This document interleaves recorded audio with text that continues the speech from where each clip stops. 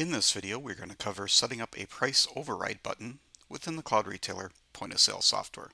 There will also be a help desk article linked in the video description, which will provide additional information.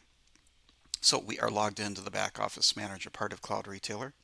We want to go to admin, and we're searching for our task pads.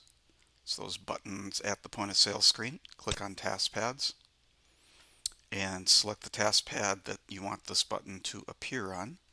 And let's go with price change in this particular demo version of the software. And then we can click on edit selected task pad. So we have a set price button already set up. Of course, you can name this what you want. Want to make sure that it's set as enabled.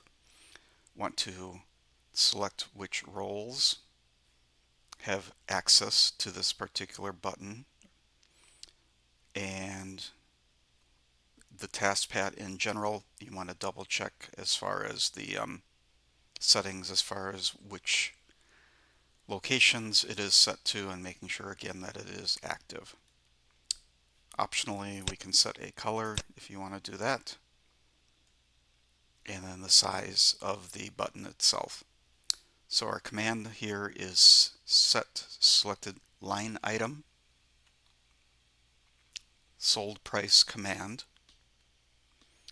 And then what we have here are some options for parameters. The easiest way to see those is click on this little button here, and it will bring up the different information.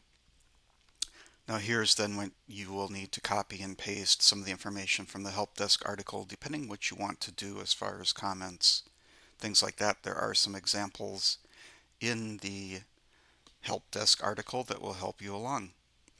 When you have completed everything, we want to make sure that we hit save or save and close, save and new, save and duplicate, depending on what you want to do next. You'll want to make sure that you resync the point of sale stations and restart the point of sale stations in order for this change to take effect. That's all there is to it. Thanks for watching.